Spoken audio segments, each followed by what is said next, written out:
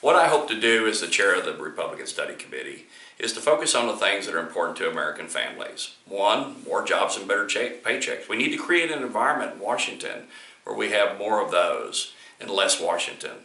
The second thing that we need to do is we've got to fix the fiscal mess in Washington. We need to balance the budget. We need to get the spending under control. The third thing we need to do is we need to restore our national defense. And the fourth thing we need to do is we need to restore our solid values in this country.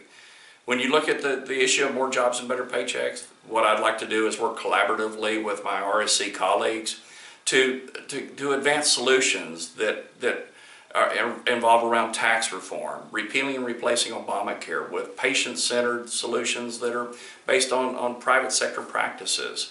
We need to have litigation reform. We need to get the regulators in this town under control because they're out of control.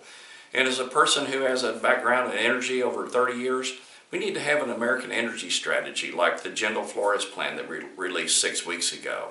Those are the types of things we need to do. In terms of fiscal responsibility, I'm part of the budget committee that helped draft 4 budgets, Path to Prosperity budgets, that balance the budget in 10 years and that address head-on the drivers of our debt like Medicare and Medicaid. And we fix those in such a way that they're here for today's retirees as well as retirees that are my granddaughter's generation. The next thing we need to look at, and in terms of our national security, the world is a lot less safe than it was 6 years ago, and our Defense Department has been gutted. It has a tough time dealing with those issues. We need to restore Reagan's vision of peace through strength, and we do that by giving our military the resources that they need. And we don't do it because we want to go to war. We do it because we want to keep the peace. And then we've got to restore the values that this country is built on.